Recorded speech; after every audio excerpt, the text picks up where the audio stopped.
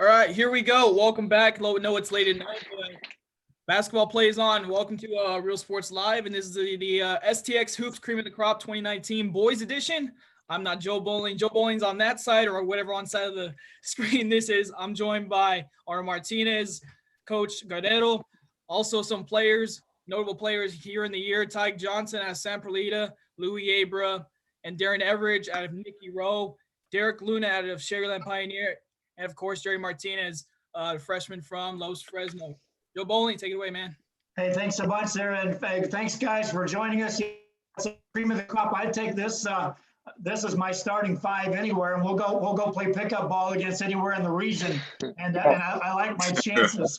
And I'd be the promoter. I'd let coach it, and Coach Guerrero could be the assistant coach, and there we go. I think I could promote that team, and we go win a lot of games. Again, this is a first ever as far as the 2019-2020, but it's the first ever STX Cream of the Crop. And I'm honored to be able to present this show here on Real Sports Live, and I'm honored to have these players. And Coach, let's talk a little bit about what this is and what it means to the RGV. Basically, I mean, this is something that's probably been in the works for a while. You know, you and I talking a lot of basketball throughout the years. It's tough when you got a season, and it's tough when you got AAU games going on every summer. But I think it's something to talk about because, you know, you have your again, you go to the Brownsville Herald, the Valley Morning Star, the Monitors all area. You got your all district selections, and you got the All Valley RGV BCA that we just presented earlier.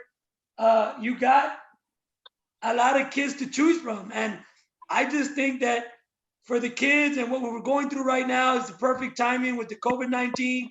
We're all at home, you know, just, you know, probably doing a lot of this with our work and within our friends. And you see some of these kids doing interviews everywhere, and which is good. But I think when it comes down to Rio Grande Valley basketball, you want to really get to the cream of the crop. And I think that's where the name came from. And, you know, I've been around 21 years doing South Texas hoops and coaching at the high school level for about 11, 12 years. So I do both. So I get to see a lot of these kids year round, whether I see them at their schools, their UIL schools, whether I see them on the AAU circuit, or most of these guys at one time or another, I was either yelling at them or they were trying to look at me and scare me, you know? So I've been able to coach a lot of these guys, even Stevie Guerrero, you know, he wasn't too bad himself. If I would have done this back then, he'd probably be on this a podium right now getting ready to speak. So, you know, we get the South Texas Hoop cream of the crop. We got a bunch of coaches from the Valley. People say, is this a South Texas Hoopster thing? No, you know, I'm just trying to promote it with Jim Bowling from Real Sports Live. It is called the South Texas Hoops Cream of the Crop 2020, but we got coaches like Marco Hinojosa, Los Fresnos, Rene Gonzalez, Pioneer, you know, Lucio Rodriguez, Vela, Gabe Valdez, Westaco, Larry Gibson, Brownsville Vets, Jose Luis Ramirez, Brownsville Pace, Lalo Rios, Ed Cauchosa. Brian Molina actually got in here within the last 24 hours and got his vote in there. You know, we have Joe Bowling himself. We have Victor Garza from the RGV officiating chapter, myself, you know, so basically it's a great committee. It's a committee that you really can't question when it comes to credentials. I'll let the committee speak for itself. I know I had my votes in there. Jim, you had your votes in there, and you know I was hoping mine, and you're hoping yours. But when you get all these coaches and their input and their knowledge, and put it all together, and you come up with this list, and as it triggers down from 10, 9, 8, all the way to 1 on the first team, and then you got these top awards with these guys. It's just amazing on what we're doing for these kids. And I'm happy to be part of it. And I look forward to making it grow year in and year out. I agree 100%. And again, fans, if you're looking at this list and saying, hey, what about, yeah, there's a lot of people we could say, what about? But again, it's a great committee. You put the votes in, you count the votes, and here's who was chosen. And again, I'll take this team and go against anybody. And someday Real Sports Live would like to do that very thing. I would like to take the best from this area and take them against the best of Laredo, the best against San Antonio, the best against Corpus Christi, and just see where the cards lay out. Because with this bunch, my friends, we'd win more than we wouldn't. All right, Coach, here we go. You ready to go? Yeah, let me just get my other laptop up. You're going to put it up on your screen. Let's go ahead and go. Yes, sir. Here we go with the STX cream of the crop.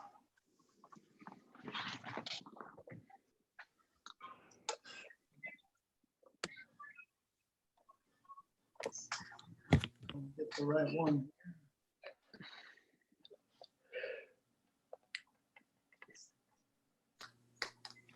And there we have it. Okay, no, I just want to make sure we let everybody know that's watching out there. We went from 10 to 1. Obviously, if you're at number 1, you got the most votes from the committee. And at number 10, you got obviously enough votes to be number 10 from a big list of kids and a big crop of kids. We start off with Westaco High School. One of Coach Gabe Valdez is a big man inside. Vince Perales, I got to see the kid play. Obviously, at the Bert Ogden, obviously everybody was talking about his presence inside. I might not have seen him enough, but again, we want to congratulate Vince Perales at number 10 on the top 10 cream of the crop first team. We can take it away from here. Steve Guerrero, Mr. Bowling, and elaborate if we've seen Mr. Vince Perales in action. Go ahead, You want Coach. to go ahead, Joe? Okay. You know, Coach, just like you said, man, Vince, we had the Wesco in our district this year.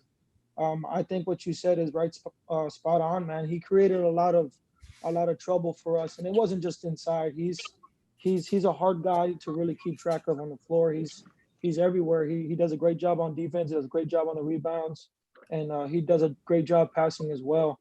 So, you know, we had to focus our entire game plan around him and things that he liked to do. Very solid. He's a great size kid. He's a good fundamentally sound as well.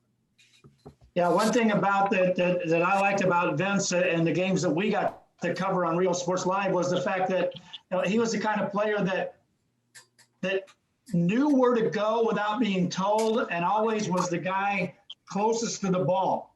You always talk about the intangibles when you're talking or when you're announcing a game, and the intangibles are who can get to the loose balls, who can create the disruption of the passing lanes quickest, who can block out, get that quick rebound, get the outlet pass, and all of that. You know, he had it all, which made him a true pleasure to be able to cover in our games. I know that we got Darren and Louie. I think you guys got to face him in the playoffs there at Bert Ogden. If there's something you could, you know, say about Vince, what would or if you got to play? Yeah, Vince is a big man who's really light on his feet, so it's just a big presence inside, so it's kind of hard to guard. And you know, when they really needed a bucket, he would go on there, go get an easy bucket inside, and he was a really big part for West Coast, so he's a good player. Yeah, we definitely felt his presence in that second round game. I mean, he can do things on the offensive side, defensive side. Made it hard on me and Louis, get into the paint, get easy buckets. That whole West Coast team as a whole really came together that game. We came on top, but you know they made it really hard for us, and Vince was a big part of that. Derek Luna. I haven't played. Never seen him play. Okay. Steve Johnson, this is a big man that plays your position. I don't think he could shoot as good as you from the outside, but his presence was definitely inside. I don't know if you had a chance to see him play or you heard about him. Anything from your intake? No, I never got to play him. Okay, so we like to congratulate Vince Perales as our number 10 guy on the first team. We're going to move to number 9, Isaiah Rangel, PSG North, Jaime Gongora. I think they got second in that district. I think between him and his teammate Elijah, they created a lot of problems and mismatches for a lot of teams. Congratulations to Isaiah Rangel coming in at number 9. Again, I guess we can go to I think Tig, I think you played with him off and on in the summer. I think Louis and Darren, y'all faced him twice in the district. I think Coach Steve, you might want to take it from here. I think you saw the kid play as well at a young age. Yeah, Coach. You know, Isaiah is one of those kids that created a lot of noise early. You know, he's always had the athletic ability that he has, and you know, the guy just very similar to Vince. You know, he just has a knack of being in the right place at the right time all the time. You know, obviously he has a lot of athleticism that he brings to the table. Probably one of the guys in our area that has the highest ceiling, you know, as he continues to grow his game moving forward, maybe at the collegiate level, you know. But it's been really interesting to see his game evolve, you know, since I first saw him. I believe it was in the 7th grade. I seen him play with you. He was in the district with us his first couple of years of high school when he was at Edinburgh North. So guy was always he was always a problem going into the game. You know, you had to pay attention to him and involve him in your game plan, because if not, he was going to hurt you. So how about you, Tig? Well, I never really got to play against him, but last year at the UTRGV tournament, you know, my team wasn't in there, so I wanted to try to get some, you know, games on, things like that. I asked him, he asked his coach, and he brought me on, and I played with him. And I mean, having him on my team, you know, it was pretty cool. Like the what he bought, because he's really athletic, things like that. He's a really good player overall. It was fun playing with him too. He's one hell of a player. How about Jerry Martinez? You got something there for Isaiah? Well, at our Kingsville tournament, we saw him play. I think they were playing against Laredo Nixon, and I'm pretty sure he dropped like 20 that game. He was going off, and he's really athletic. That's about it. Derek Luna. I've known him in middle school. I played with him sophomore, junior year with the Valley Rebels. He's real bouncy, he's real active. He's a high motor. He's always playing hard. So yeah, he's a good player. Solid. So then we go to the district opponents, Darren Everidge and Louis Evra. I'm pretty sure one of you had to match up with them or face them, what I hear was 2 great games. What could you say about Isaiah Rangel and the PSJ North games? I mean, definitely, he's a competitor. You know, never made it easy on us, especially that first game when they played us at home. We had a lot of trouble guarding him. You know, keeping him off the glass.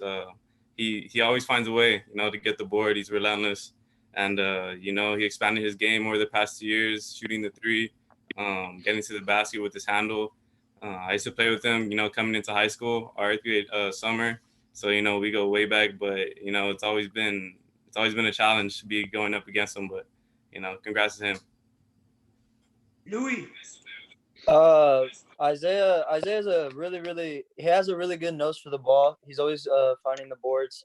Somehow, some way he ends up getting the boards, and it's like his hands are like glue. So that kid is really athletic, and he really brings the team together and knows how to control that offense. So Joe Bowling, I don't know if you had a chance to watch Far North play. Well, we got to cover Far North a couple of times, and they were good enough. The coach would ask us to pull their games because he didn't want scouted right away.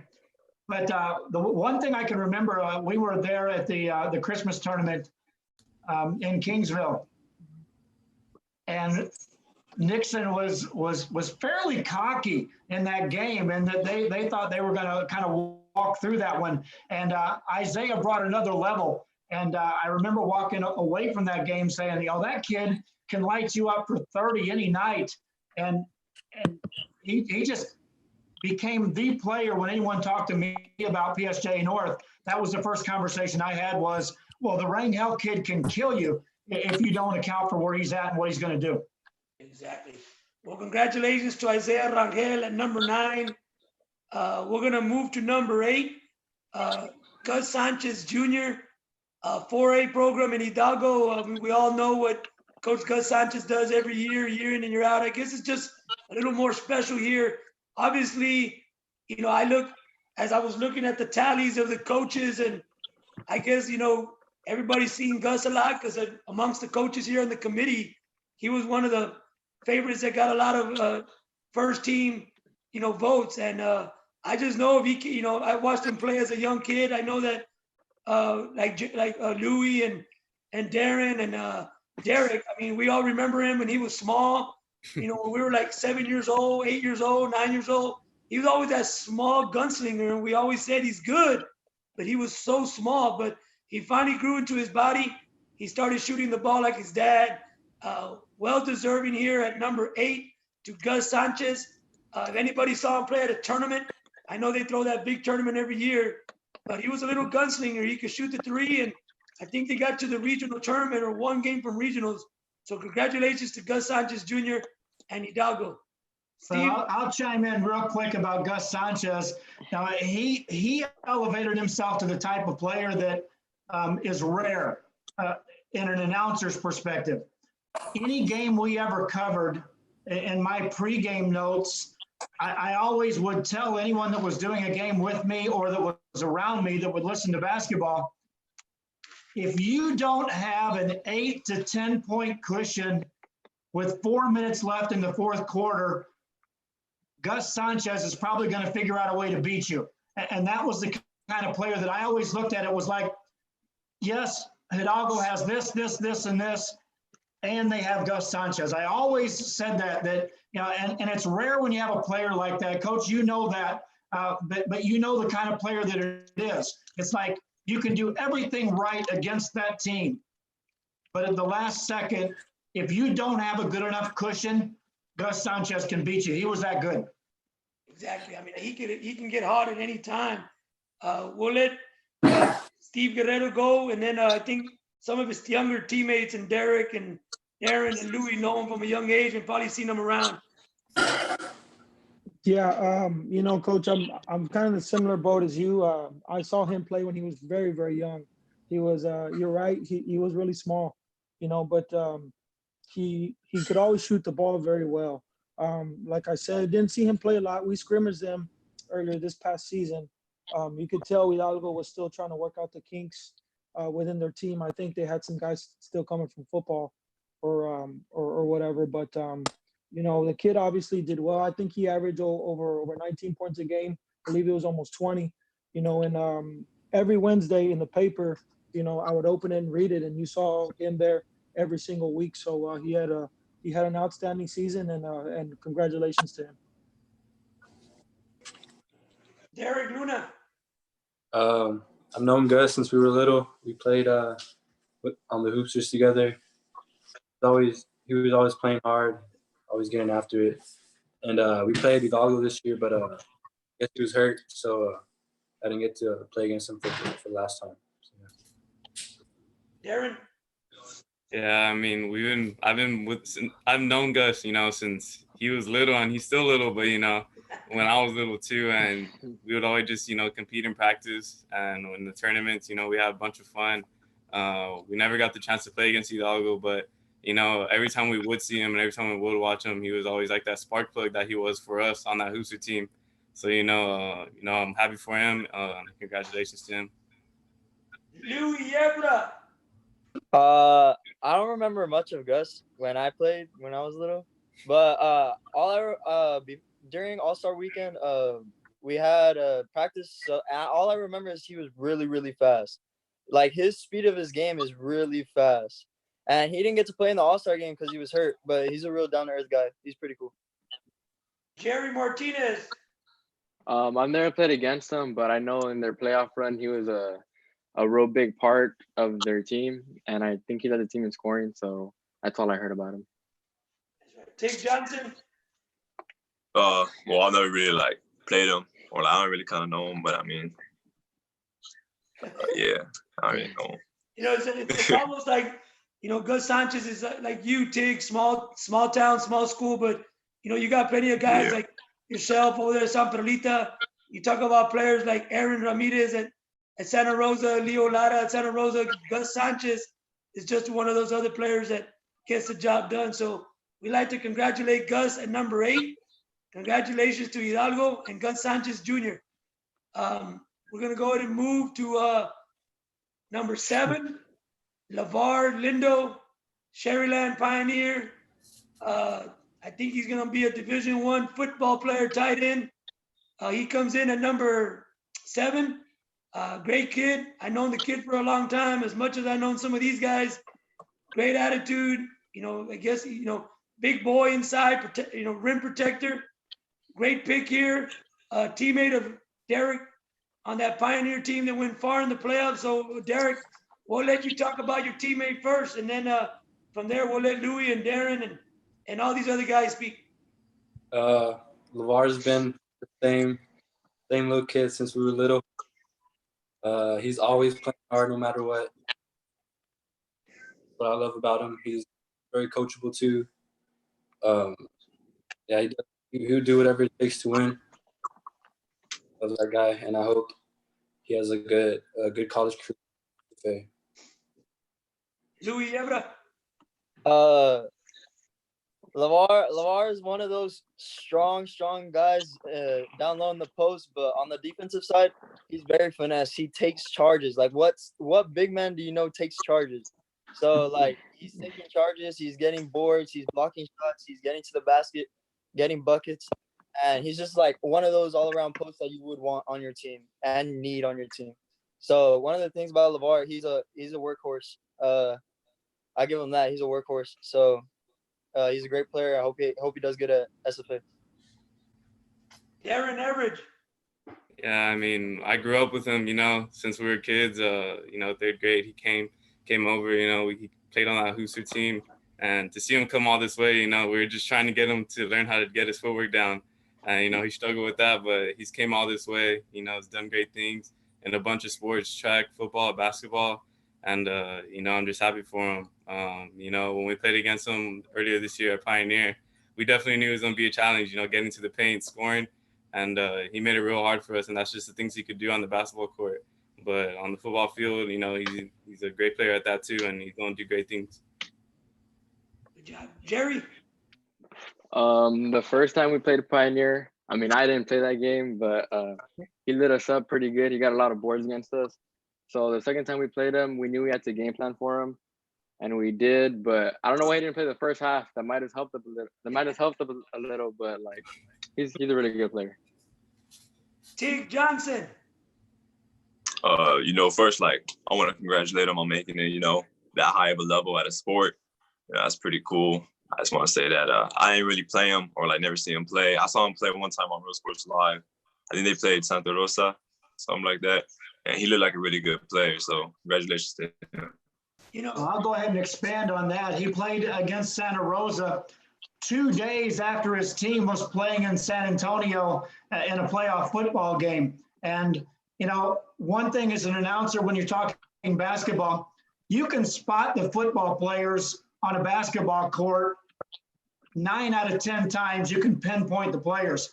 The good ones are the ones that can transition from a football player into basketball skills. And that's what LeVar brought. And he did that pretty much seamlessly in what ended up being an overtime game against Santa Rosa.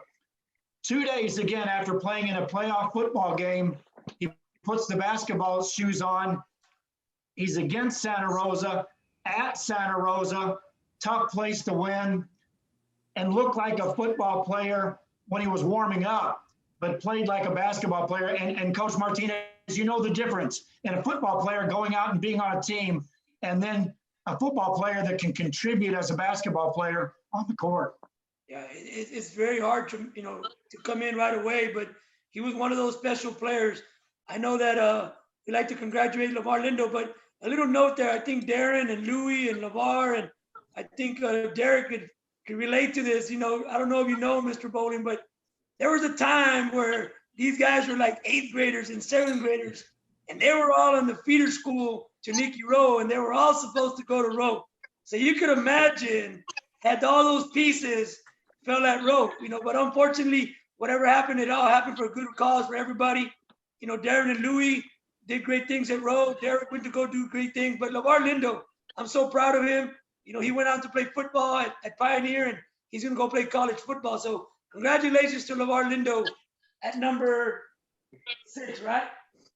Number 7. 7. Okay. So now we're going to move to number 6. We got Christian Guajardo from Brownsville Pace. I'll speak on this guy just because I met this kid, his family, and him maybe through Jerry and his father, maybe 4 years ago, and I seen the kid develop his game and play basketball, and he's really helped out Pace in that offensive system, up tempo, and pushing the ball, pushing the rock. Very quick guard. He worked on his 3-point game. Very well deserved here at number 6 for Christian. He's an underclassman, so we could see him moving up next year. There's not too many underclassmen on this side, but I believe he's a junior, if I'm not mistaken, or sophomore. Jerry, I know he was a teammate of yours growing up. I think we'll let Jerry go first on this one just because he knows him from his childhood and where he is to now, Jerry. Both of you have come a long way. But what could you say about Christian Guajardo? I mean, me and Chris go way back. I'm talking maybe first or second grade. We played for the Brownsville Bombers, and he's always been really good and really fast. And I know that when we played him, our game plan was surrounded around him because he was our best player, and he's a really fast guard that can shoot from anywhere. So we made sure we game planned around him. Yeah. So going back to Louis and Darren, I don't know if you guys saw him at Pace or maybe in the AAU circuit. What could you say about Christian Guajardo? When I first saw Christian, he was a freshman, and I was really impressed with his game because it seemed that he ran the whole offense as at Pace as a freshman. So as a freshman, you're not really given that role to run an offense, and he did a great job as a freshman. And we played him this year, and he's such a crafty guard that he could score whenever he wants, and he just developed his game from freshman year to sophomore year in just a little bit amount of time. And overall, a very good point guard. Darren Average? Yeah, definitely. I mean, Louis hit it right on the button. I mean, he's a great point guard. We played against him. He gave us a lot of problems just because he had a lot of speed to him too. And there's a lot of finesse and speed that goes along together in his game and just complements each other so well. And we played against him in the summer too, and he's one of the kids that just jumps off the page because you watch him and he has that natural feel to the game, and reflected this year in the things he did for his team. And so congratulations to him on number 6. Yeah, you go. Tig Johnson, did you get a chance to play this guy or see him? Yeah, I believe in the summer. I think we got lit up by their team. Our chemistry was kind of shaky at first, but I mean we got it together. But yeah, he's one hell of a player. Congratulations on number 6 spot. Hey, Derek Luna, if you can talk about Guajardo's game, if you had a chance to see him play this year, what could you say about Guajardo? I need to watch him play. Team, first team. Okay, so congratulations to Christian Guajardo from Brownsville Pace at number 6. We'll move on to the left side here. At number 5, we got Robert Vela, Bobby Espericueta, Coach Lucio, down there doing a great job at Vela. Bobby comes in at number 5. I've heard about Bobby. I've seen Bobby play maybe twice since his sophomore year. And I got to see him at the Bert Ogden. Good basketball player. He has the body of a basketball player. I wish him the best. I'd like to congratulate him now. I can't say much. I'll leave it to you guys because a lot of you guys, like Coach Guerrero, Darren Average, Louis, you might have played with them on the AAU circuit. Coach Guerrero, I'll let you go first on Bobby Espericueta, an Edinburgh player just like you and Aaron Olvera and all those great ones that came out of Edinburgh Bobcats. Yes, sir, man. This kid Bobby, man, you can't say enough about him. He comes from a good home, very humble kid, very easy kid to talk to, very respectful. Having conversations with Lucio over there at Bella, he praises him all the time and his work ethic and practice and every day and off season, all that good stuff. And I know whether it be with the Vipers on his own or wherever he may go, he's always putting in extra work, and it's led to the player that he is now. And I think the biggest thing I can say about his game, what I was most impressed with was, he's very smooth, man. He's just very smooth in his game. He doesn't have a lot of holes in his game. He can handle the ball pretty well. He can shoot the ball pretty well. He can finish pretty well. So he's one of those guys that can, you think you're doing a good job containing him throughout the game. Before you know it, third quarter, he's already got 16, maybe 18 points. He'll hurt you from the free throw line. He'll hurt you a couple pull-up jumpers, a 3 there, a layup here. So he does a very good job in being a silent assassin throughout his games, and he was very effective for him. Darren Everidge, I think you know Bobby pretty well. Yeah. We played on the AAU Viper team, for the past 2 summers with Tig too. And Steve said it well. He can do a lot of things on the court. And playing with him, practicing with him, I learned some things from him, and just his work ethic.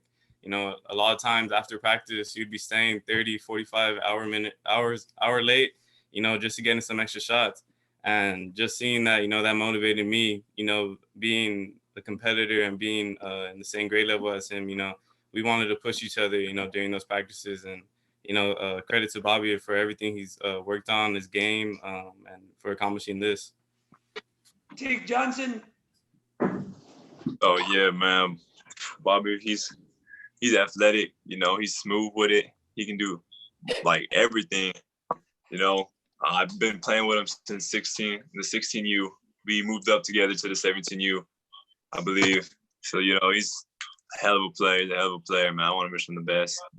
Congratulations on your 5th spot. We can go to, I think, Jerry.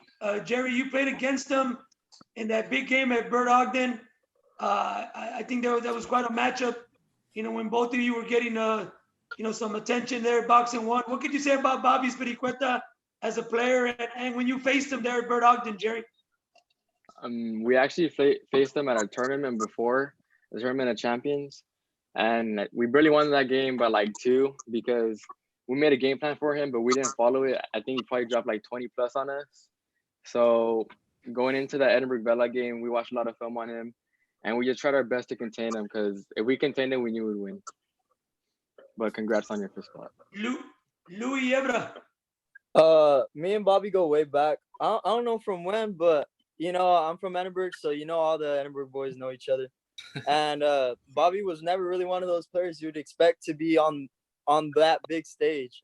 Bobby was always so small when we were little, and his improvement is just crazy. And it all comes from his work ethic, as you said. He's always in the gym, always in that Viper gym. I'm always letting him know, hey, bro, let me get in. And he's like, nah, it's Vipers only. So, yeah, it all translates to his work ethic. And I want to congratulate him on the spot. Mr. Derek Luna on Bobby Espericueta. I think I played against him sophomore year when I was at Vela. He wasn't missing it. He was big team, good player. He's solid. So congratulations on your spot. Well, congratulations to Robert Vela, Coach Mr. Bowling. You have something on? Well, Bobby? I'll just elaborate. We were covering that game when they played at the Tournament of Champions, and you guys had the right game plan. You were executing. They made some adjustments at halftime, and the adjustment was let him take over. And so he was another one of those games in which a player on this list just simply said, I'm going to beat you. And he darn near did. That game was the one that put Robert Vela on the radar map as far as we better watch them because postseason they're liable to make a huge run. And I think halftime of that game, when they made the adjustment to say, we're going to play at the level of Los Fresnos, became a true statement to how good he was and how good that team became. Yes, sir. Congratulations to Bobby Espericueta at number 5 and the Vela Sabercats there. I'm going to jump into number 4, and I'll be the first one to speak here because, I want to make sure we clear the air here. Jerry, you'll probably be the last one to talk. I want to congratulate Jerry Martinez, a freshman phenom from Los Fresnos, to come in at number 4 on this elite status of kids and roster. Now, we try to explain earlier, how Jerry, he's newcomer of the year in district over there in 6A with Los Fresnos. Then, you do the All Metro or the Brownsville Herald. and he gets Newcomer again. And, you know, they could have done the Valley Morning Star, and they could have put Jerry at Newcomer again. And they could have probably thrown him in the monitors, all area Newcomer. And then we did the RGV, BCA, and it was almost like a given that Jerry was going to be an obvious Newcomer of the year. You know, so talking to Jerry and talking to his family, and we had to take into consideration, you know, talking amongst coaches, and it speaks for himself, as you could tell, his name was not just included for Newcomer on this list. You know, if he got enough votes from first team, and, you know, Jerry got votes for Offensive Player of the Year, he got some nominations for Offensive Player of the Year, and then he got unanimous for Newcomer. You put all that in the mix together, that puts Jerry at number 4. Now, you know, everybody says, you know, you're a freshman, you got to wait your turn, you know. Not in this case. I think all these guys here, when they were freshmen and sophomores, probably had some, you know, important roles on their teams at one point or another. You know, you compare Stevie Guerrero, Aaron Olvera, some of those guys, Ryan Garza, you know, having big roles as freshmen, Leo Lara, Jordan, you know, everybody. But you know, here comes a kid named Jerry that has put in the work and has put in a lot of time. And I'm not just being biased towards Jerry. I mean, Jerry don't even play for me. His brother played for me.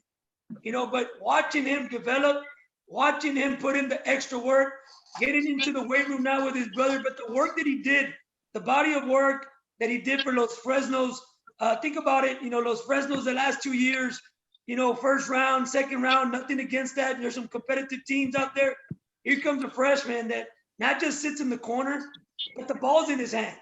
And the coach and the team trusts the kid probably on the toughest strength of schedule that was played at Los Fresnos history.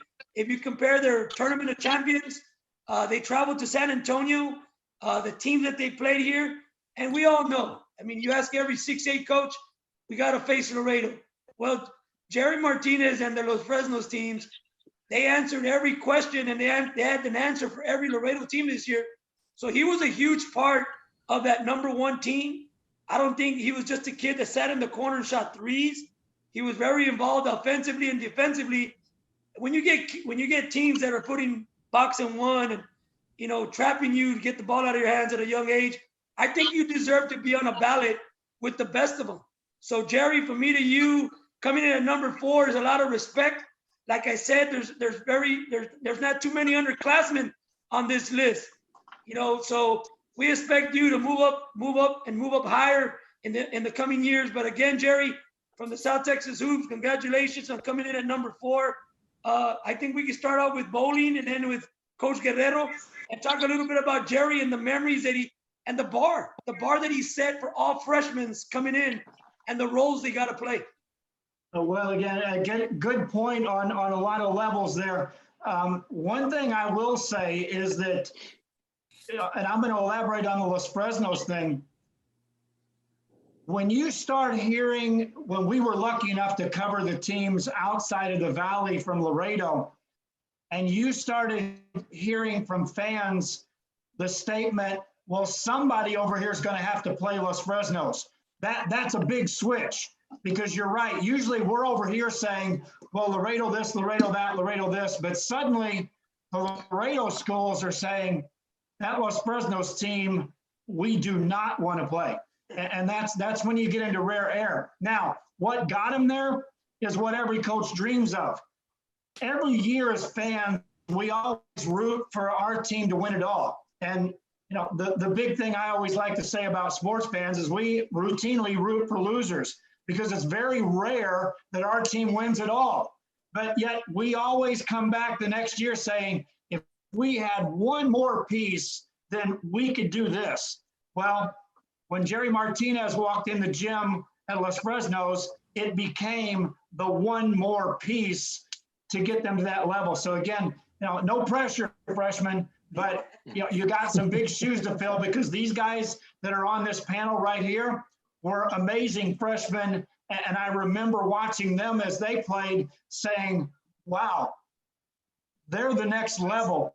And you can start building players around them. But again, congratulations, Jerry, because you were part of a team that again, when other teams from outside the RGV start looking in saying, we don't don't want to play that team. You were truly on something special this year. Coach Steve Guerrero. Yes, sir. Arnold, Joe, I think you guys pretty much said it all about Jerry's game. I think, the one thing I want to say is Jerry's the epitome of, of confidence. And, a lot of times there's some people that just naturally have that confidence, but I think Jerry's a prime example of, when you put in the work and you do something for so long, you're going to be confident when you do it. And it was pretty evident. I remember helping Arnold with the Hoopsters, and I helped him coach Gabe, and we'd go to the gym to go watch Jerry play. And this kid's in the 6th grade pulling up when he's inside the volleyball line, and I was like, oh damn, it was just one of those things that you knew if he stayed the path that he was on, that he was going to be something special. So Jerry, congratulations. Hopefully you keep your same work ethic, dude, and keep building off of this year that you had. Thank you. How about let's go with Darren. Yeah, I mean, we played against him a couple times this year. And, the main difference from last year's Los team to this year was obviously him. He just brought a whole nother dimension. And, he could really extend the floor. I mean, there was one shot he pulled from the volleyball line, banked it in, and that was kind of the shot that broke the gates open. But, all you could do at that is just smile, and you could really appreciate someone else's game when they can do things like that. So, congrats to you, and, keep going, bro. 2 references to the volleyball line. Hey, Ty Johnson, that's a free throw for your team. Yeah, you can say that. Tig Johnson, I don't know if you had a chance to watch Los Fresnos and Jerry. He's almost out there in Los Fresnos. I don't know how far that is from San Perlita, but did you get a chance to watch him? Yes, I got a chance to watch him, and man, he's automatic, man. He can shoot. He can shoot. We all walk in the gym. I think we saw him play. Where we see him play? Honestly, I forgot what we saw him play, but I remember we were just talking about him. That's like Eli, but like with handles, and like he's probably more. He's probably a little more better. Just saying. Trying to rile Eli up, but I mean, yeah, he's one hell of a player, bro. Congratulations on your spot, man. You deserve it. Louis Yebra. Me and Jerry used to play each other when we were small on that BBA team, and so like growing up with him, we always went back and forth in those gyms. And I wasn't really surprised when Jerry had a blow up year. I was expecting that from him.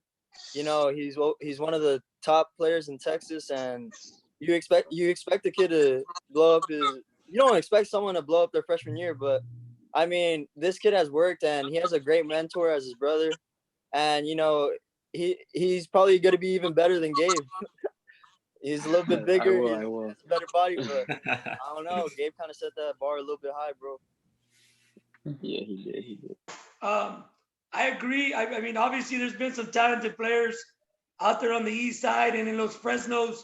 But Gabe, his brother, was a little pit bull and a great ball handler and point guard for us too, and for Coach Marcos.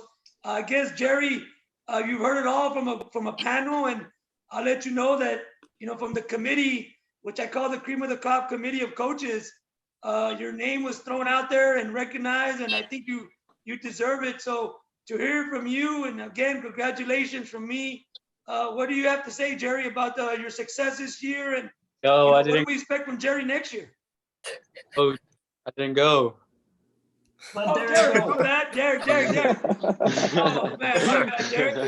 Jerry, you give us your words on Jerry. Jerry, he reminds me of myself one year. He's real confident. He's a hard worker. I remember coming down last year, Christmas time, at a workout at the church, and he was there, and we had a shooting competition. He wasn't missing. He's definitely a good player, surrounded by great people, and good luck to you, bro. Thank you. Good job, Jerry. Now the mic's on you, Jerry. What do you have to say about your performance this year on your team, and then your performance individually, and what we can expect from Jerry moving forward next year? I mean, first and foremost, I just want to thank the whole of Fresno's team and the coaching staff. I think the reason why it was so successful this year was because they put me in the best position, and they like since the very beginning coming in, they told me I had the green light. So like when they told me that, I was just like, okay, like you said it. So I just started pulling from everywhere. So they're the reason why I'm here right now because of them.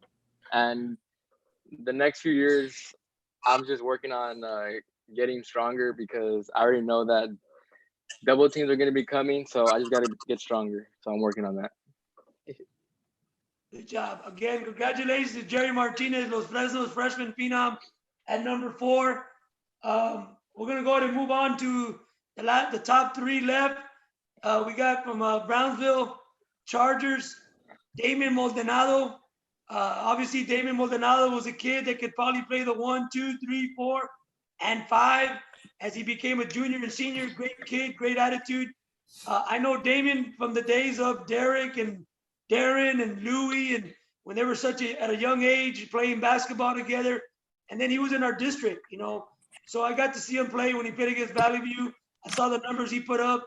I can't tell you that I was in shock because I expected Damian to dominate that district, and Damian did. And so congratulations to Damian Maldonado there at number 3. Jerry, I know he's from the Brownsville area. I think you can relate to Damian real quick. Yeah, Damien and I go way back. I'm talking about like my 3rd grade year, and I went to Living Way, and I was playing 7th grade, and he was playing with Kenmont, and I remember we faced them, and that dude has always been good. He's always been tall. He's always been one of the best ones in the gym, and I'm just happy for him that everything has been going his way, and his high school years he did really good. So I just want to congratulate him. Derek Luna, I know you know Damian very well. You were teammates a lot from a young age, and you guys are still good friends. What can you say about Damian and his game and what he did this year? Damian he's a good person, great dude. Surrounded by his mom and dad are very nice people. Yeah, I played with him 7th grade, and real versatile. He's that big dude that knows guard. Okay, Louis Yebra. Oh.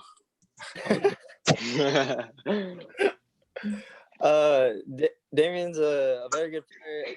He's one of the he's a big man, but he's very all around. He could shoot from the outside. He could drive, get to the basket whenever he wants, and he's a very good rebounder as well. He's always trying to dunk and stuff, but I don't think he's very athletic. Nah, I'm playing, but yeah, he's a very good player. He deserves that spot. And I'll go with someone else. How about Darren Everidge? Yeah, I mean, when you brought him onto that team our 8th grade year, you can just tell he was special. You know, he could do so many things on the court, and surprised me the most was when you saw how good his shot was. I mean, just so smooth. And you saw it again, that shot he hit against Pioneer, that was a big shot. And, just like, that just reflects like his whole career as a whole. You know, he's always been able to live up for that big moment. And like Derek said, he's just a great friend. You know, our 8th grade summer when we played with him, you know, we had a lot of fun playing together just because he was such a great person, surrounded by a great family. So, credit to everything he's done, and congrats, bro. Tig Johnson, did you get a chance to watch Damian play from Betts? No, not really. I never really saw him or heard, but I mean, I've heard a little bit that he's a good player. So I mean, I'm gonna say congratulations on your spot. How about you, Coach Guerrero? Did you ever get a chance to see? Yeah, Coach. I saw him a lot when he was younger. I mean, as well as almost all these guys in these chats, they're the same age as my nephew. So I saw a lot of these guys grow up, especially in your program. And, I think the biggest thing I can say about Damian is, in my opinion, I think he's the best complete player in the Valley as far as, a guy being able to, impact every phase of the game. He can handle the ball well, shoots the ball well, he rebounds, he defends well. He's a kid that plays hard. And, with my little bit of interaction I've had with him, he's a very coachable kid. He comes from a good home and all that stuff. So again, Damian, congratulations to you. Mr. Bowling? I'll elaborate on Louis because he's the kind of player that didn't exactly look the part of one of your all-star basketball players when you first look at him, and that's where he got you. Ty, go back and watch some of the games. It's neat to see because you see a player that comes down court and the other team isn't keying on him, isn't putting an elite player on him at first, and then all of a sudden they do because they have to try to stop him. And once they do that, he's the kind of player that transitions his game into getting other players involved. And he beats you in so many ways without, quote, looking the part of a basketball player. But yet he truly was, and he well-deserved to be on this list as high as he is right there. Again, congratulations to Damian Maldonado coming in at number 3 from Brownsville Vets. Coach Gibson, you're going to lose a good one there, Coach Gibson. Jerry, you're going to have to help me here. I want to make sure I say the number 2 last name right. Ricky Altamirano. Altamirano with an O at the end. Okay, we'll get it there right. I know that the few games I got to see Ricky in, I mean, obviously he came in at number 2 with the voting. He was on that number 1 team with the big 3. Obviously, for me, watching him play, I guess at 6'2", 6'3", tall, lanky point guard, getting to the rim, rebounding. He's almost almost like a Damian if you think about it. Plays man-to-man on the perimeter. A good asset to Los Fresnos. Great senior in the games that I got to see. Congratulations to Ricky here at number 2 from Los Fresnos. I guess, Jerry, you're his teammate. Then we'll let some of the other guys that played against him talk about him real quick. What can you tell us about Ricky and what he brought to the table and, what you got to learn from Ricky as a freshman and he's a senior on the way out? I remember playing against him my 8th grade year in the summer. And I honestly didn't know he was at LF. And when I found out he was at LF, I was like, damn, we're gonna have a pretty good team. So it's not really usual. You see a 6'2", 6'3" guy, a guard dribbling up the floor. He can do everything. He can D up, he can shoot the ball, he can drive. And overall, he's just a really good threat. And I'm extremely proud of him. And congrats, bro. Tig Johnson, real quick, did you get a chance to watch Ricky from Los Fresnos at any time? Yes, I gotta watch him playing. He's a really good player. He can do everything. Like they're saying, he can do everything. He can shoot, dribble, drive, do all types of things. So congratulations on your spot. You deserve it. Louis Ebra, I think you faced him a couple of times this year. Yeah, I faced him, and we also played together in Mexico on Tamaulipas team. And he was a great teammate. He's a very all-around player, can score whenever he wants, is unselfish, passes the ball very, very well, finds his teammates very well. And this year, he really stepped up to the occasion with all his other teammates. And he's one of the best players in the Valley for sure. So, Darren, I think you might have guarded him on the perimeter and on the blocks at times. I guess just as a matchup, that was for you to maybe guard him. Yeah. Playing against him the past 2 years, you can see the leap in his game that he's taking, from last year to this year, and mainly being able to match up against him. You can just imagine like the nightmare that I had to go through, guarding him. Sometimes he would just pull up and 3-point line just hit it. And it was just things like that made his game so versatile. A lot like Damian, like you said, and, with his handle and everything. So, congratulations, Ricky. Derek, I think you all played each other twice. I think he played in both games. And I think you did too. How did that matchup go? And what could you say about Ricky? Ricky's a really good player. He's very versatile. He's a bucket getter. That guy, and he deserved to be named top players in the Valley. So congrats to him. Coach Guerrero, I don't know if you had a chance to watch Los Fresnos. He was almost like you. I remember you growing up, and Coach Cuellar, and we always had the debate on you're gonna do what's best for the team, and they had you on the bottom, but obviously you were that type of guard. As an AAU player, that you played the 1, the 2, the 3, the 4. And when we asked you to play the 5, I think this kid resembles your game a lot, if I can remember. So you know how I feel about you. Did you get a chance to watch Ricky? Yeah, coach, I actually did. And I think the thing I was most impressed with him was, his IQ on the offensive side of the floor, man. It just seemed like, he made the right plays all the time, whether, when he was feeling it, when he was feeling hot, he would take over for a few plays at a time. And, and then when he wasn't, he allowed the game to come to him. He always seemed like he was in the flow of the game. And offensively, when his teammates were shooting, I think he read the ball off the rim pretty well, and he was able to get himself going off of the offensive rebounds and putbacks and all those kind of things. And he's like a lot of these other guys that we have on here. He's a very versatile player on the offensive side, can score very many ways, and it makes him tough to guard. And from a coaching standpoint, very hard to game plan for. That's right. Well deserving for Ricky. Again, congratulations to Los Fresnos, Ricky, on being the number 2 guy. We're going to go ahead and go to number 1 on the first team. Cream of the crop, Elijah Delagarza, PSJ North. I've only seen the kid play on film. When I talked to Coach Yebra, I've heard a lot of good things about him, about his game. I think he has his father behind him, and the training work ethic. Very good kid, averaged a lot of points. I see. He's only a junior. I guess we only have like 300 classmen here. He was actually voted pretty high there, as you could tell.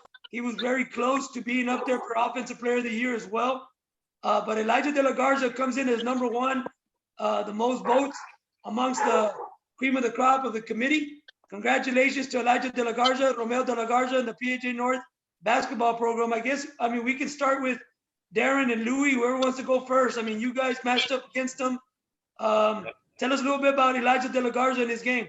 Yeah, the first time I played him during district, that was just a full arsenal of everything he can do. He's throwing up floaters, getting to the basket, hitting threes, and second time really had to key in on that. And just one thing that I noticed about him, he just always has a knack for like putting the ball in the bucket, and it's just that simple sometimes. And really for him, him being smaller, he struggles, but at the same time he makes up for it with his touch. And credit to him and everything he's done. I know his father pushed him a lot, coming over from Mission Vets to PSJ North, and then being able to compete against him. It's been a lot of fun. So congratulations to Elijah. Louis. Yeah, he's a very good scorer. Like Darren said, he's a very good shooter. Second round district, I think he dropped about 30 on us. We weren't really keying in to his shooting. Even though he had 30, we weren't really keying into that, and he's a very good scorer. So, Jerry Martinez. That guy, he's really good going left. He can do everything. He's really smooth. He can shoot the ball if you leave him open. I saw him play also in Kingsville, and I think they were down by like 5 at the end of the game, with like a minute left or 2. And he came down, hit a big shot, and the ball was in his hands at the end of the game, and he didn't make the shot, but at least the ball was in his hands at the end of the game. So yeah, that's about it. He's a good player. Tig Johnson, you get a chance to watch Far North, and watch this kid play alongside Rangel? Well, I didn't really I don't really know him, but congratulations on your first ball, man. Well deserved. Yeah, that's all I got. Good job, Derek. Your words for Elijah Delagarza, Derek Lena. Elijah, Elijah from we're younger too. He's a real good player. His dad, very good coach. Big getter, real sad, food, and congrats to him. Okay, Coach Guerrero, I don't know if you had from being there near Far North, Edinburgh. Y'all are pretty close. I'm pretty sure you got to see the kid play. He has a lot of talent. What could you tell us about Elijah Delagarza? I haven't seen him play as much as these other guys have. I'm not looking forward to having him in our district next season. But I saw him play one time. I can't remember who they were playing. But the biggest thing I took away from it was just how crafty he is. You know, I think when he's going to the basket, he doesn't do what a lot of players tend to do. There's a lot of players that tend to waste dribbles, and I remember seeing him play, and he was very effective with his dribbles and very smart, and seemed like he had a good idea of what he was trying to do out there. I mean, he's a coach's son, and you know, coach's sons are usually special, so you can tell he has a high IQ for the game. So again, not looking forward to seeing him next year, but Elijah, congratulations. Mr. Bowling, if you want to. Yeah, I'll chime in here a couple of real quick things. You know, we've reached the top two in this list with Ricky Altamirano and now with Elijah. And the guys on the screen are included in this. And that is, you start talking about when a player recognizes the matchup on the court and how that best serves his team. And both of these top two guys on this list were what I thought masters at that. If they caught the ball, they recognized by who's guarding them or who's around them, I can either score or I can distribute. And they did it in the blink of an eye. And the same thing goes with the guys we're going to be talking about, who we've been talking about with here. And that's where I think Elijah rose to the cream of the crop, as with Ricky Altamirano. And that is, I'm going to take you outside the arc. If the right guy's guarding me, I'm going to simply shoot over him. If the right guy's guarding me, I'm going to take it past him. If the right guy's guarding you, I'm going to get the ball to you. And that's what elevates these guys into that next level because they were masters at it. And it's no secret that he's top of the list here by the names that you talked about in the beginning of the show, who voted on these teams. Coaches that played against him, coaches that schemed against him, knew this guy can kill us because he can score, he can distribute, and he can get other players involved. And that's just the start because we're about to hit some big names here. You know, I want to finish off, you know, for Elijah there. You know, you obviously think of last year, you know, Coach Gongara over there at Far North does a good job of putting his players, you know, with the ball in their hand. You know, they had Dante. Now they got Elijah. So Elijah's really performing well in that system. And that goes to Coach Gongara there at Far North for being able to use him like that. And for Elijah to be able to perform and put up those numbers. So great job to the number one of the first team top 10, Elijah Delagarza. He had the most votes from our committee.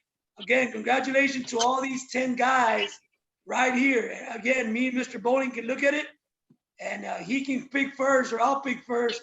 And we can make two teams and play ball someday, but great job here. We're going to move forward to the big awards and on the cream of the crop. Congratulations to all these guys. Yeah, same thing, Coach. I said in the girls, if you pick first, I get to pick second and third because it's that good a team. If I pick first, I'll give you the next two picks, but you can build a team around any man here. Here we go to the next level. Ready? Yes, sir. All right, we'll start off with Jerry. We pretty much gave you your props earlier, Jerry, on Newcomer of the Year. I think we all agreed that, you know, it was obviously unanimous. There was only one kid. I think it was the kid from Economides that maybe got a vote. You know, they threw his name in there, but obviously your name was thrown all over. Every newspaper from the Herald to the Valley Morning Star, you know, it should have been in the Monitor, stuff like that. You know, All Valley, you know, just what you did. So congratulations on Newcomer, Jerry. I'll just let you, you know, say something real quick, and then we'll move over to Defensive Player of the Year. Congrats, Jerry, on Newcomer of the Year. Well deserved. Thank you. Again, I just want to thank everybody, like everyone that has helped me, all the coaches. And if it wasn't for all the coaches, I wouldn't be here. Every single coach I've been with, they pushed me to my limit. Well, there's no limit, but they pushed me a lot. And I just want to thank them for that. Again, congratulations, Jerry, on Newcomer of the Year for the cream of the crop. And again, you were also included in the first team. That just speaks volumes. We're going to go to Defensive Player of the Year. Obviously, we have two guys that it was a tight race, so tight that I'm happy the way it came out because I think both players, by a lot of coaches, in their opinion, were just talked about. I know Elian Gonzalez, congratulations to him from Los Fresnos. Congratulations to Darren Everidge from Nicky Rowe. Basically, Elian, you heard Elian, as an offensive player of the year. You've seen Elian as an MVP in his district. Here he comes in as a defensive player of the year. I just think that speaks volumes on Elian, on the energy and the passion he brings to that Los Fresnos squad. I've always saw him as a defensive player, being feisty on the perimeter. You don't want him guarding you, that type of player. Great pick here at defensive player of the year. He couldn't be on tonight with us, so we'll let Darren, you'll speak last on your award. Congratulations, Mr. Bowling. If you'd like to take it first, and then Mr. Guerrero on Darren Everidge being defensive player of the year, cream of the crop. Again, defensive is always where I look first when I'm looking at basketball teams. And, Elian was just that guy, that physical presence out there that was going to be strong enough to play. You tell kids all the time to play basketball and to be physical, but are you strong enough to sustain physical play? Elian was definitely that. Again, a distributor, yes. A scorer when needed, yes. But lockdown defender, hey, we need to stop this guy. Good. I've got Elian on the court. I think he can get the job done. Now, we were lucky enough to cover games in which Darren and Elian played against each other. And that, my friends, was a war because neither wanted to back down from the other. Both were able to score and both wanted to stop the other. So Darren always brought that to his game as well. I'm going to score, but I'm going to also shut you down. So these two being co-defensive player of the year, good selection there. And more importantly, it was fun. We got to see them play against each other. Stevie Guerrero. Yeah, first I'll go into Darren and then I'll go ahead and come back to Elian. Darren, it was always fun to watch you play, man, especially, like these guys are saying on like the defensive side. It was, you made it very hard on other teams. I remember I saw y'all play this year when y'all played Edinburgh North. And, there was guys that were having a hard time getting by you. You're with your length and your IQ that you have, and you have a wide frame, and there's guys going dribbles, working their butt off to get around you, and you're just hardly moving. You're just standing there, you're just sliding your feet. It didn't look like you were expending any energy at all. But I'm gonna kind of piggyback on what Joe's saying earlier. It's one thing for a player to come in and contribute on the offensive end.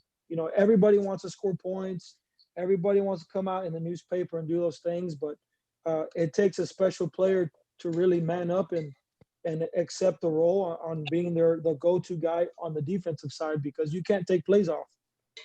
So again, you had a great year, and congratulations to you.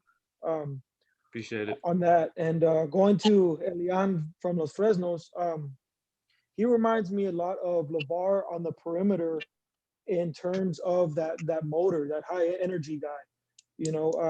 I didn't get a chance to speak about LeVar earlier, but the guy was just nonstop, always running the floor up and down the whole time. And with Elian, I think he was the same way.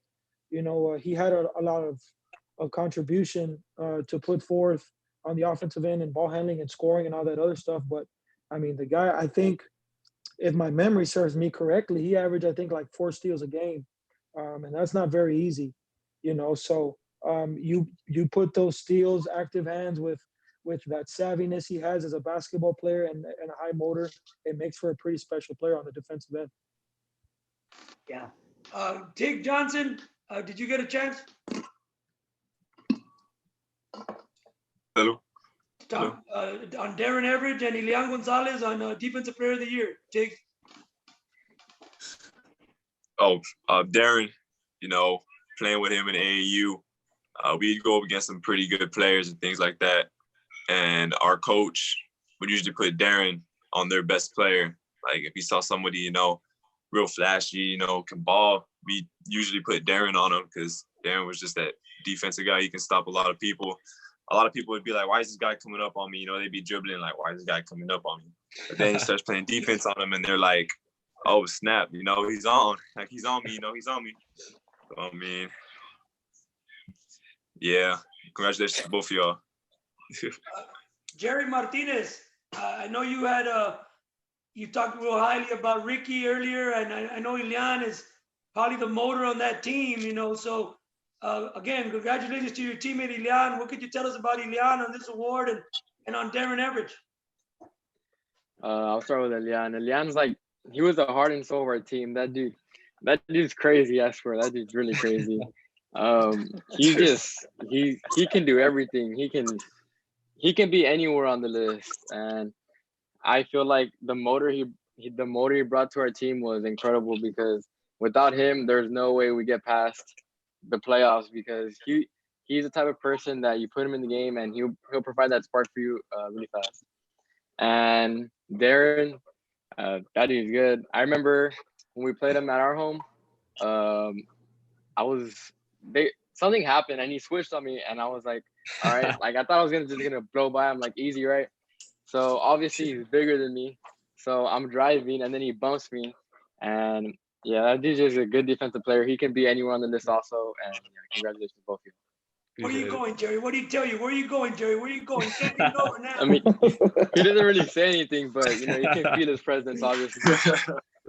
How about Louis Yebra? Louis Yebra, a little bit about Ilian and your matchup and your teammate Darren Everidge that's leaving as a senior.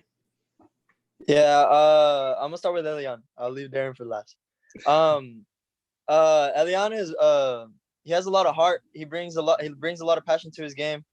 That's something I respect a lot about him. He's a very good player, can get to the basket whenever he wants, can shoot, rebounds well. And he was a very big part of Los Fresnos, and nothing but respect for him. He deserves that, and every other accolade he has gotten this year.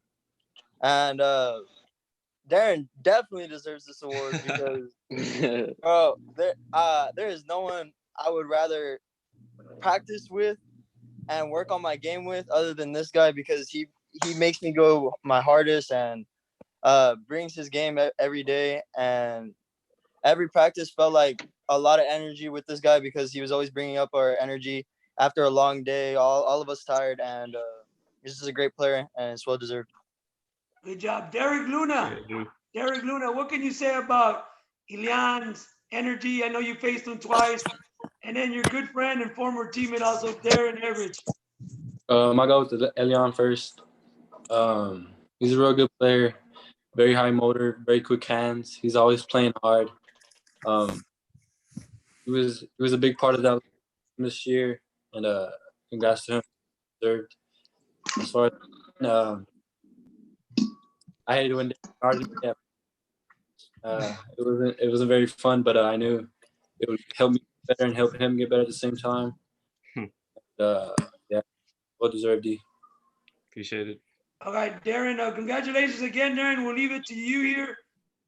Again, I know that talking to your head coach and talking to a lot of these coaches on the committee, your name popped out a lot, you know, especially around the all-district selections and all-area defensive player. I've seen you. I think you're just like Damian and them. You know, you can play the 5, the 4.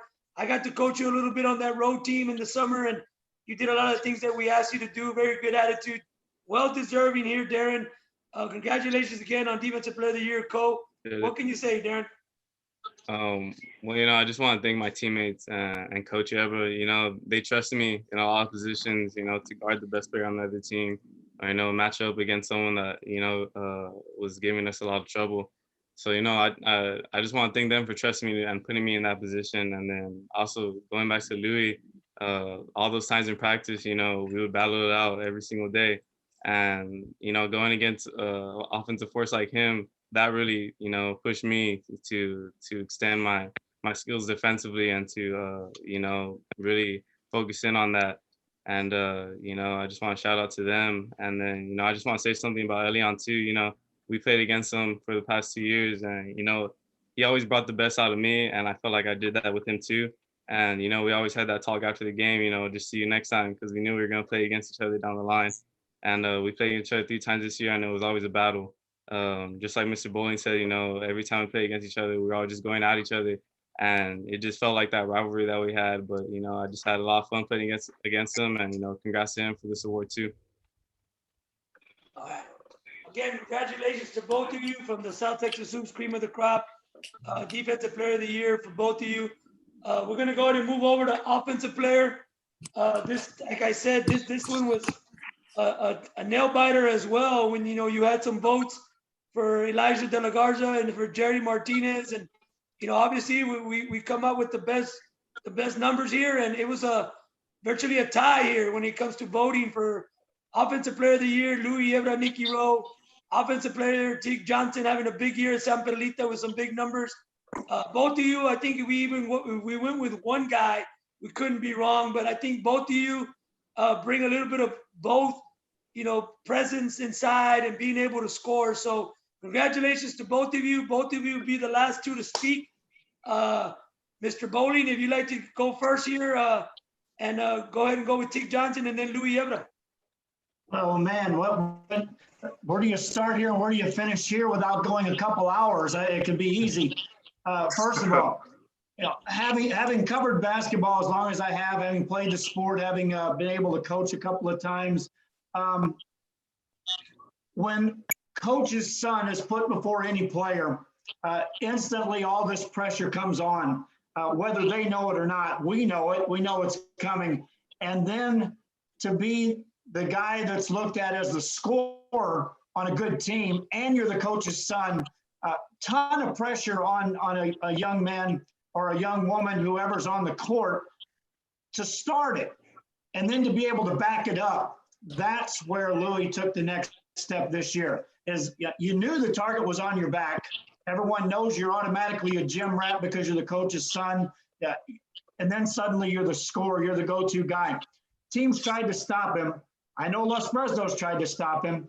I know other teams, when we covered him, tried to stop him, and yet he was able to score. So again, well-deserved here, and I can't wait to see your senior year, and just keep doing what you're doing, and congratulations on that. Thank Ty, you. I've had the pleasure of announcing games for you for the past couple of years as well. And again, when you're as lucky as I am to be as old as I am and watch enough, it's neat when you can look on the court and say, that guy's got the next level written all over him. And to be lucky enough to cover your games, I want to say thank you. But again, it's well-deserved. I talked about it during the selection show on Ty, that he was on my ballot and I had to scratch his name off on whether I was going to vote him for Offensive Player of the Year, Defensive Player of the Year, or Most Valuable Player of the Year. Because on any given time, I could give you the argument that he was that. But as an offensive threat, again, go back to what I was talking about earlier. The true great basketball players understand the matchup on the court. And Ty Johnson had developed his game as a big man to be able to take a player outside and recognize I can either shoot over you, I can get past you, I can distribute the ball, and then I can be that presence to go after the ball on the rebounds, which again, we haven't talked about that much at all.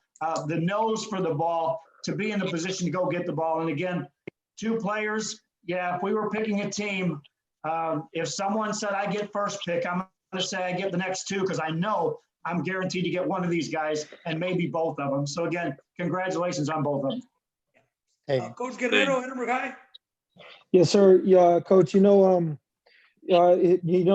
unfortunately, man, we played you guys last year at our place, and we saw the film as we were going into the game, and I'm sitting down with our head coach, Coach Poyet, and he asked me, he's like, well, like, what do you think we should do?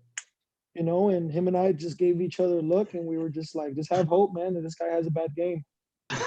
Because we honestly couldn't think of a way, to really try to slow you down, man. You were one of those players that, has an overall, pretty much the full package. You have good size, and you move well going up and down the court. You had a good shot, could finish well inside. I think the only thing that we hadn't seen you do was shoot free throws yet. So that was our last hope, but I think we fouled you a few times and you hit free throws. So that went out the window. And then when you put all that all together, you see you in pregame and you're getting off the floor and you're jamming the hell out of the ball. It's like, all right, guys, we're just gonna have to guard everybody else now. It was one of those things, man. But with Joe, with what he was saying, and this applies to a lot of you guys, pretty much all you guys on this chat right now. You guys have that factor just when we see y'all play that you guys just have that next level potential in you. We can just see it in your game. And Ty, I think you're one of those guys, man. So congratulations on a good year. Good job. Louis, we're going to you now. I've known your dad forever, dude. And I've known you probably don't even realize it. I've known you since you were really small, and it's been really fun to see you, to watch you grow from a distance, to see your game where it was at when you were little. And, you were always when you were little, you were this tall, like lanky kid playing the one. And then everyone's like, that little kid's a point guard, and everyone was kind of freaking out, the people who didn't know you, you as a player now, it's a good thing we didn't have to game plan for you. But, the way I see it from the few games I've seen was you are the dangerous player. You're one of those guys that you have to keep tabs of because he's very streaky. And if he gets one to go in, don't let him shoot his next 2-3 shots, because more than likely, no matter what it is, it's probably going to go in. So you had a great year as well. You've had a great career like a lot of these other guys. And again, congratulations to you. Thank you. Great job there, Coach Steve. Jerry Martinez, if you can say something about Tig Johnson. I think we all know who he is, and we've had a chance to see him. And then Louis Ebra, what can you say about the matchup with Louis? And what can we expect you and Louis round 3 next year? Well, start off with Ty. Fortunately enough, this year we didn't play him, but I think in one of the leagues, the spring league, I think he was there, and I remember seeing him play. And me personally, I didn't think he could shoot, so I just saw him driving in and everything, right? And they were just leaving him open, so he just started shooting and making everything. I was like, oh damn, this guy's pretty good. And obviously he's like 6 foot, I don't know what. So he was getting it done defensively. So he's a good all around player. Well deserved. Congrats, bro. And Louis, you've always been really good since I was little, playing against you. All those games we played against each other. And unfortunately, I have to play you another year. And always when you play against Louis, you always have to game plan against them, no matter what. So this year, it was pretty cool playing against them, and thankfully we came up on top. So yeah. Yeah. Good job, Jerry. Darren Everett, both these guys played with you with your school on AAU teams, and obviously, like Bowling said, you can grab these 5 right here, and we can go in in Houston and in Dallas at the Great American Shootout. What can you say about Tig Johnson, your AAU teammate, and your high school teammate, Batman and Rob and Louis? Yeah. I mean, both these guys, great guys. It's been a blessing to be around them and play with them. From a teammate perspective, you're in awe of what they can do sometimes, especially because they both of them can jump out the gym. And then sometimes I try going up for a dunk, get rinsed up. So I envy that. But at the same time, I appreciate it, man. I look at both of them, and both of them are just great guys. Talking about Ty, when I played with him this past summer, and he just took every matchup and ran away with it. There was a lot of things that people tried to do to stop him when we were playing up there in Houston, San Antonio, and we went to Vegas. And there's just a lot of things that went unanswered because he can do so many things. He can shoot, he can drive, and he has a handle for him being so tall and long. And a lot of people don't expect that when they see him, but he really showed out this year. So congrats to you, Ty, and good luck on the next level, bro. And to Louis, he's my brother, man. We've been playing together, these past 3 years. And then even when we were younger, we grew up together. And just to see his game evolve from what he was then to what he is now, it's a testament to how hard he's worked. And you know, like Mr. Bowling said, he really is a gym rat. Sometimes hard to get him out the gym. Even when we would go in, you know, he would want to go in extra early, and that just speaks to how hard he works. And you know, this is just one accomplishment, and a lot more to come. Thanks, bro. Good job there. Derek Luna, pretty sure you've seen Tick Johnson around at UTRGV and the AAU circuit, and obviously Louis and you were like brothers for a long time, and pretty sure you guys still best, hang out and talk. So what can you tell us about our offensive players of the year, Tick Johnson, Samperlita, and Louis Yebra? I'll go with Tig first. I found out it was probably through Twitter. Someone sent me on somebody. I didn't really, but he's definitely a good player. Feeling third, bro. Next year or wherever you're at. And for Louis, that's my boy. We would always stay in touch. When he came in, he's a real good player. You always got to know where he is on the floor. Coach Steve said he's real street, and let him get going. And yeah, well deserved. Thanks, bro. You good? You good, Derek? Yep. I Tick Johnson again. I didn't get to tell you congratulations. I know you're a senior. Good luck on where you're going, Louis. Good job again.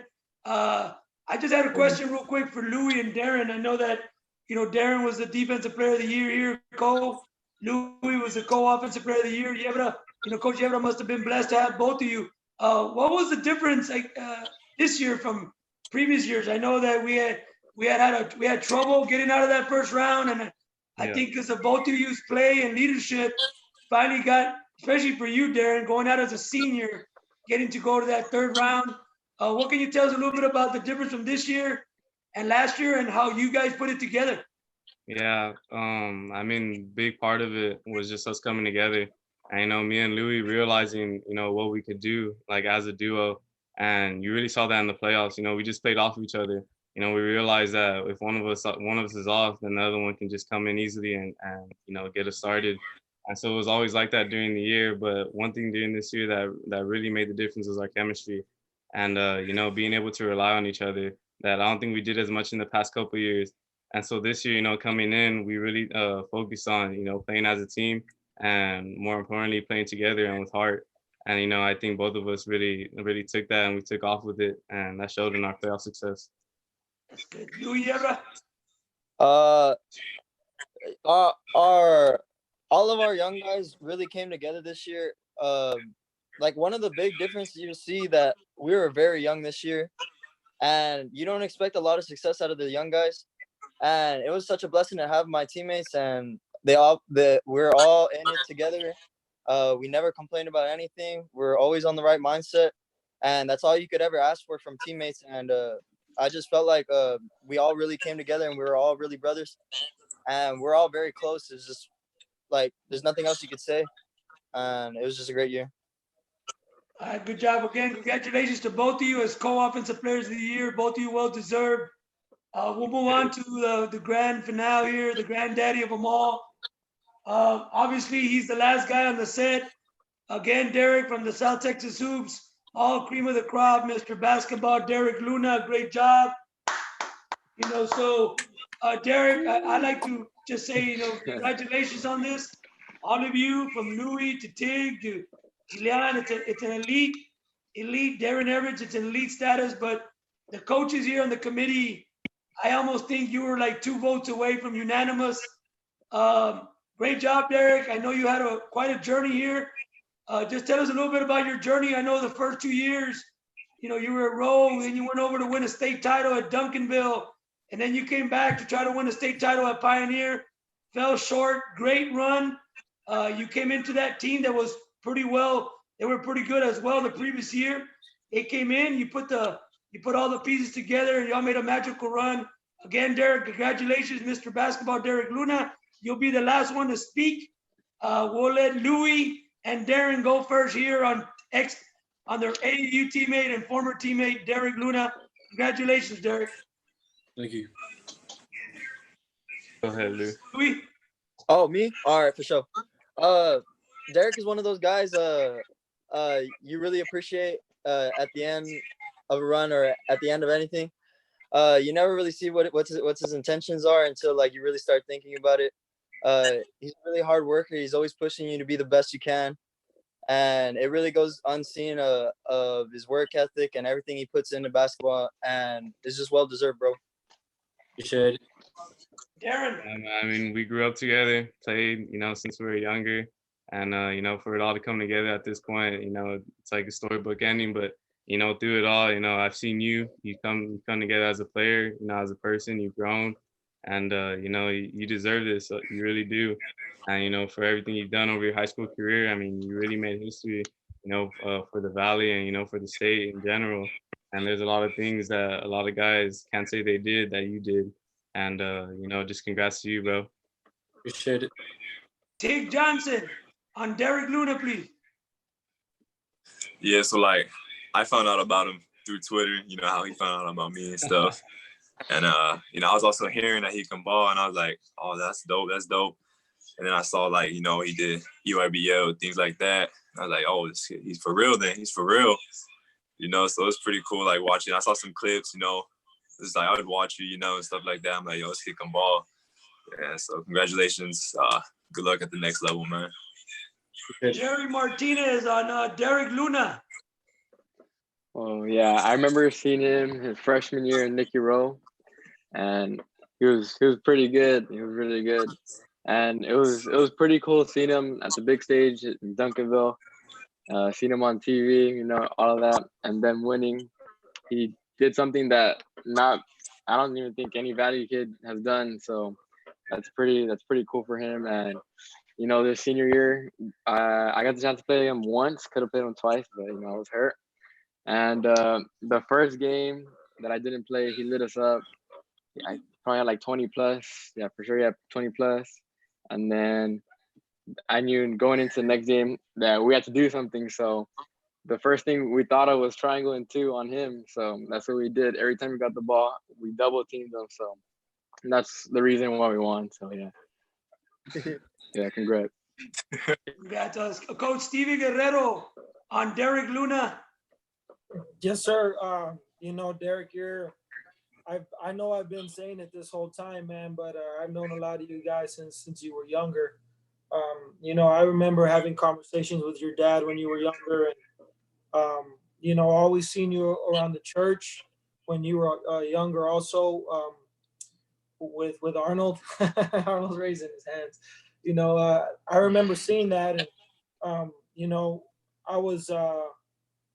I believe I was still in high school at the time, and I remember seeing that look on your face when you would train, man. You had this fire, that you wanted to continue to get better and continue to work on your game. And I saw you play as a freshman, and I hadn't seen you play for a while when you left. And this year, saw you play at the tournament in San Antonio. I think it was in San Antonio. We saw you guys play there, and it was like, I saw that look all over again. And I was really impressed, not just with your overall skill that you've grown and that you have now from the offensive end, but I was impressed with your overall command you have on the floor. It's always special from a coach's standpoint when you not only have a kid that's in control of what he's doing, but he has the ability to control what other guys on the floor are doing on the team. So you were pretty much, it looked like you became an extension of the coach on the floor. So if my memory serves me correctly, you're going to A&M Kingsville? Sure. Yes. Okay, man. Well, good luck with that. I'm sure it'll go well. It's going to be hard. It's going to be hard in college, especially when you're not home for the holidays, but you can push through it. I'm not going to lie to you. It sucks, but you can push through it. But again, congratulations on your award, man, and we wish you the best. Appreciate it, Coach. Mr. Bolin.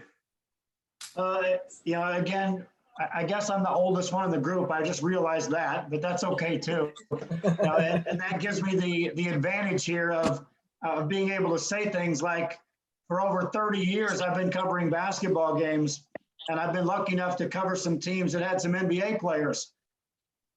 But one thing that's rare is when you have a player that when the ball gets in his hands, you can hear the entire gym get quiet or anticipate. And that's what, in the game against Harlan, I was sitting there announcing the game, but I got that feeling that I had. And Derek, again, it's a big congratulations from me to you. But again, it's a thank you that you were able to allow me to be a part of that, of seeing another player, because it was really something else in that ball game, because you never knew. For those that didn't get to see it, against Harlan, it was literally every trip down, some big play was being made by both teams. And then it came down to some big play was being made by some big players. And going off for 40 in a game like that means you've elevated to a true another level. And again, it's well-deserved that you're there. Yes, I put you on top of my list because again, I think I can put it, it's maybe 12 players that when I'm at a game, and I'm talking about some NBA players that I've been able to cover, when a player had the ball in his hands, the entire gym anticipated something magical may happen. So I now challenge you to take that to the next level of take what you did in that game, which again is the ultimate dream of every player, is to play the best in their final game they ever played.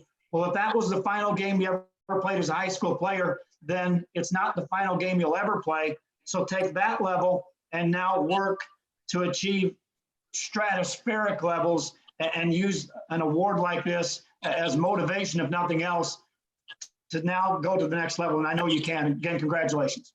Thank you. Again, real quick, Derek, real quick. I know that, again, Stevie asked you the question. I want to go back to Darren. I think Darren is going to be playing college basketball at Trinity.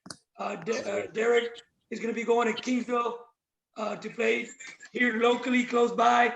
But I just wanted to make sure before I pass it to Derek, obviously we most of us here can relate to the relationship we've had with some of these kids since they were young.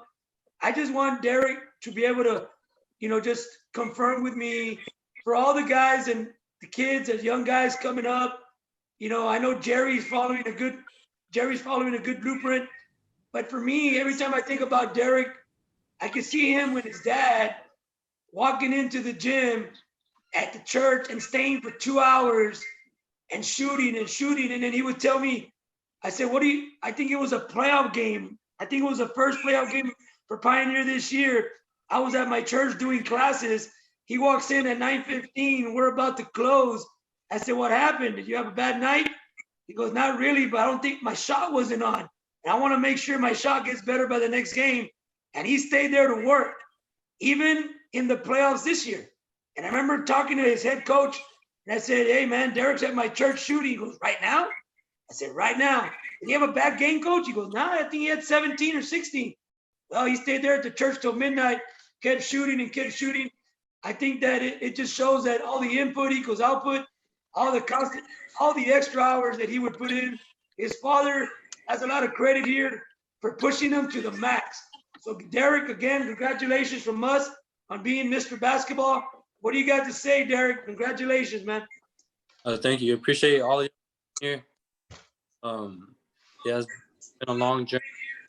I'm glad that it was great. And I've been all y'all in here and some people outside of the live. Those relationships last, and I'm grateful for everything. And yeah. Great job. Okay, that really wraps it up. Joe Bowling, I just want to let the guys know, thank you for coming on the set with us. It's really the first time that we do this in a long time. I remember maybe 10 years ago, there might have been just one team of Mr. Basketball. And then all of a sudden, it got divided into try to recognize a lot of the kids through the All Valley RGBBCA, where they do the 6A by themselves. the 5A by themselves and for it. This is the first where we put all the kids in the pool together and we select. So from us to you guys, I want you to know that as soon as the COVID-19, as soon as this coronavirus finishes, the pandemic, and we get back to some reality, me and Mr. Bowling through Real Sports Live and South Texas Hoops, we are gonna have trophies and plaques for all of you on the set and the first team. And we're making some nice dry fit, long sleeve shirts that say South Texas Hoops, cream of the crop. And it's gonna have all you guys' name in the back. And that's gonna be free from us to you guys. I'm ordering those shirts. I want you to have shirts to remember this year. If this is the first year we started, we wanna make sure because of you guys and Mr. Bowling and Real Sports Live, that we continue to make it better for the next couple of years. We're just hoping that this COVID-19 can go away soon.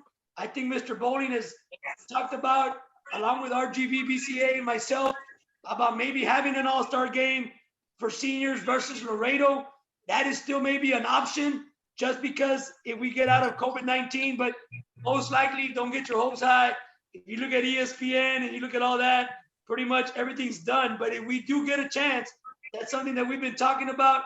So I'm gonna email each of you and I'm gonna email your coaches to make sure you give me your correct dry fit size of t-shirt for a long sleeve.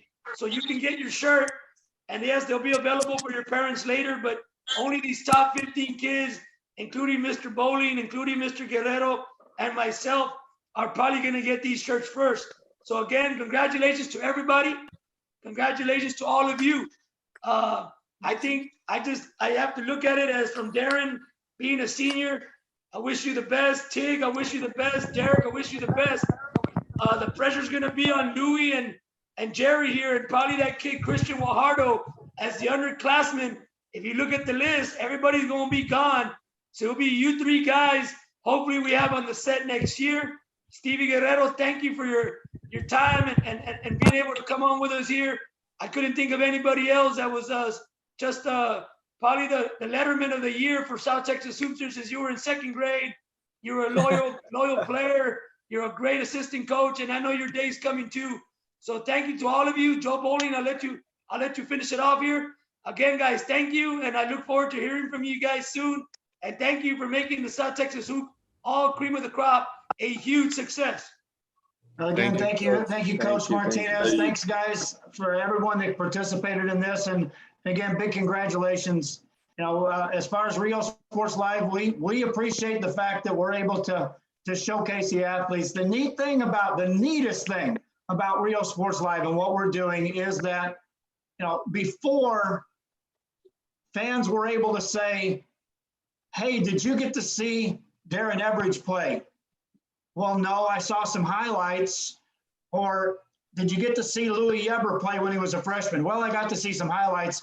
And now what we're being able to do is saying, hey, I'm at the Los Fresnos game, but I'm going to watch Louis Yeber and check in on what he's doing. And so that's the neatest part. So again, I said earlier, you know, our thanks is right back at you, to the coaches, to the schools, and then to the players for the performance and for just helping pass the word out on what we're doing. So again, congratulations, everyone, and thanks is from me to you. Real quick, Bowling, I think we forgot the most important here. We can't forget about our coach of the year. Obviously, it goes to Marcos Hinojosa from Los Fresnos. I think that guy, you got to give a big shout out to him for the way he's built his program, his philosophy, and letting those kids play. All respect, very classy, very respectable guy. I love talking to him about basketball. I just like the way he spends time with his kids. Again, Coach Marcos Hinojosa, congratulations on the South Texas Hoops cream of the crop, best coach, coach of the year, Marcos Hinojosa from Los Fresnos. Great job, Coach. Yeah, great job there. And again, I'm going to elaborate on that just one last time. And that is, you know, there are many, many coaches in basketball. You start separating coaches with what can I do with my program to get my players ready to play a style that I know I can win with. Then you separate the next level in, here's the hand I'm dealt. these players understand what I can do, but better yet, I understand what their capabilities are. And Coach Hinojosa was able to do that. Then you throw in the factor that you start replacing pieces on the fly. Every 4 years, the best player as a freshman's gone as a senior. So a high school coach has got to reshuffle the cards each and every year with players leaving.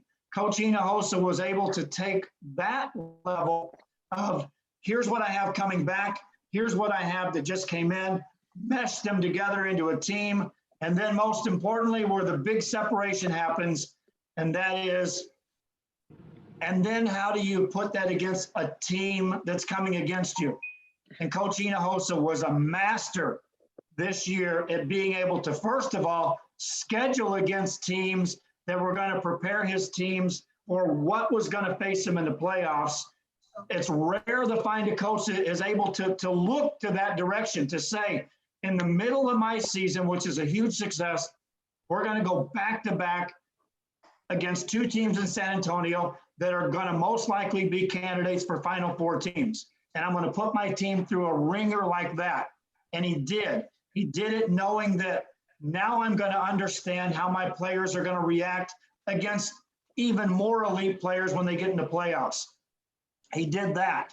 So again, other coaches can say, I want to play other teams to get my team ready for the playoffs, but very few coaches have been able to construct their team, find the right mix of players, put them in the right spot at the right time, and then be able to dissect the other team and be able to look as players in the eye and say, remember when you played against Cole, what they were doing? Well, this is coming now. And he was able to match that and have them at a competitive level. Bar none, there were some great seasons this year. Pioneer had a terrific year. But Coach Hinojosa took all the pieces of the puzzle and put his team in the best possible position to advance as far as anyone did. And congratulations. Yeah. Again, congratulations to everybody here in the set. Congratulations to the first team, Mr. Bolin. Thank you. It was an honor to be with you. I know it was a lot of time. We did the RGV BCA, and now with these guys, guys, you set the bar high. Good luck to all of you moving forward, and we look forward to seeing everybody soon. We'll see you soon, guys. Thanks. Yeah. Thank you. Good night. Thank you. Thank you. Sure. Coach, thanks for having me. Yes, sir.